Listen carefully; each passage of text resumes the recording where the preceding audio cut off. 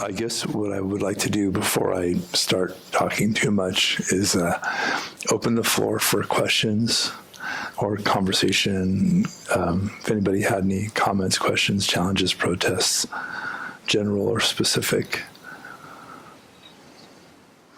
Yes.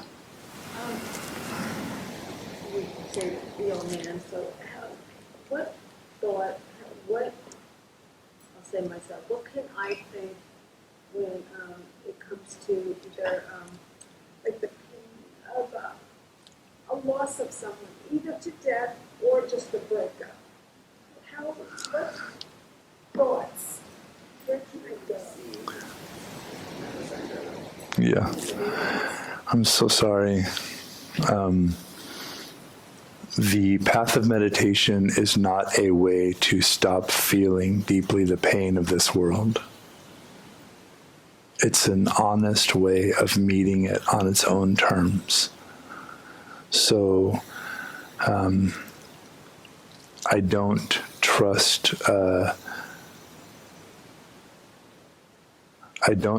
people or belief systems that want to take away my suffering in a bypassing kind of way.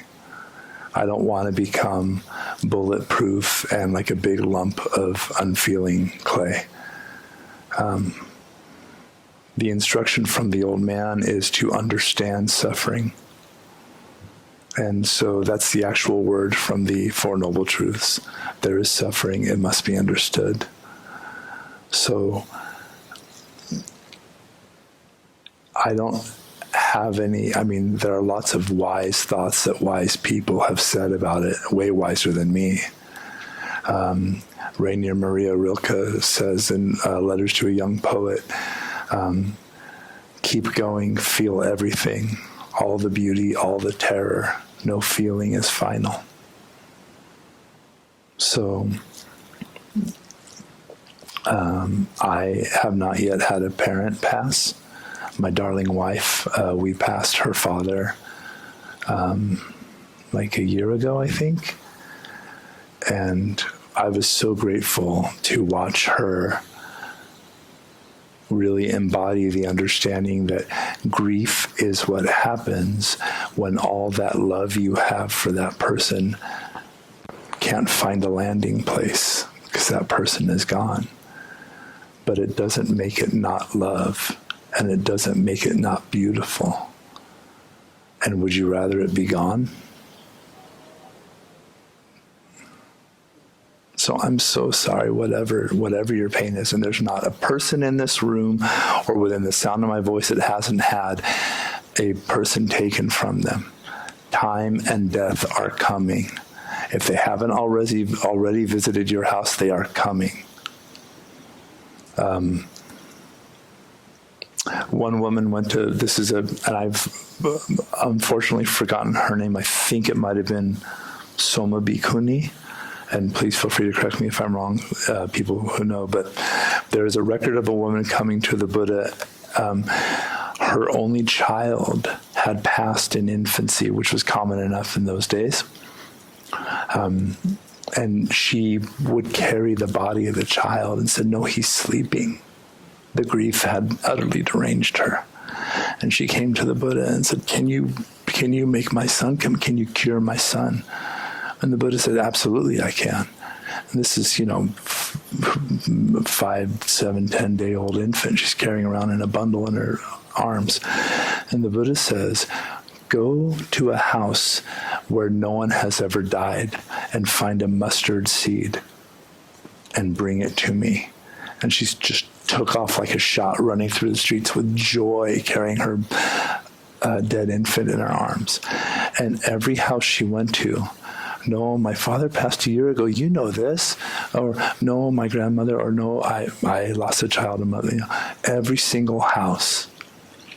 And in that whole pathway, making friends with death, with change, with sorrow, and understanding everyone is just like this.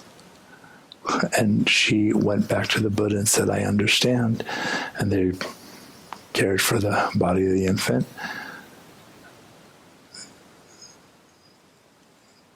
what do you do with that feeling? You feel it. I think that's what you do with feelings. And I'm so sorry. But thank you for bringing your heart to class tonight. I really appreciate that. Thank you. Yeah, it's got to come out. And I said it last week and the week before, and it keeps coming up, and I don't know why, but your heart has to break open. It's the only way the whole universe will fit. I'm sorry, guys. It's one of those things. Life is going to break your heart.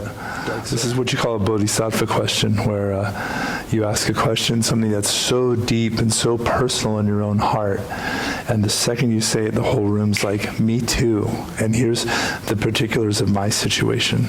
So thank you so much for starting that, and thank you everyone who shared, and thank you everyone for bearing witness. I appreciate that. That is like, again, it's just, I can't get over, like, that's the whole practice, right? You bearing witness to your experience in this open and tender way. You bearing witness to your neighbor's experience and modeling that for them and for yourself. I mean, it's always what's arising right now, and bringing your full, open, tender, even if it's on your knees, crying, even if it's whatever it is.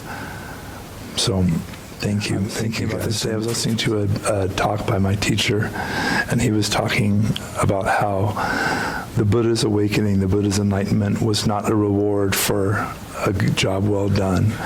It was not a prize for effort expended. It wasn't, you've sufficiently shut off and withdrawn from everything that now you get the reward of being super smart, or whatever it is, whatever the model is. Winning at meditation is what enlightenment is, whatever that is. It's simply being present to whatever is arising moment by moment, and letting it unravel.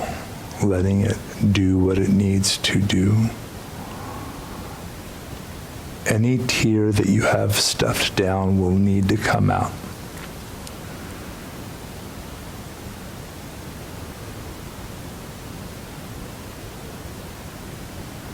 You could take your beautiful, precious, unique human heart and left some places in it unfelt and unexplored. You can take it to the grave if you want. No one's going to stop you. But how much more beautiful to rip open your chest and explode your heart, not leave an inch unexplored. Feel all of it, all the beauty, all the terror, the boredom, the frustration, the anguish, the anger, whatever's arising, without needing to collapse, without needing to push away. And most of us have these kinds of habitual ways of dealing with things, right? Feelings we don't like. I don't like anxiety. It arises and I immediately try to fix it because I'm very smart, and I've done lots of meditation in all my years, and I know lots of garbage. The only thing I really need to do is be like, oh, this is anxiety arising. And just with that, just that turning, oh, I'm feeling anxious right now. That's the backward step. That's the necessary thing. So, meeting your experience exactly as it presents itself.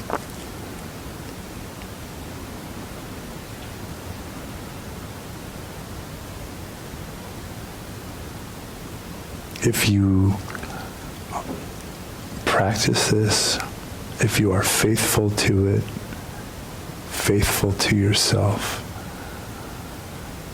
you will achieve the grandest prize that any human could ever have. The ultimate most precious thing in the universe. You get to become yourself.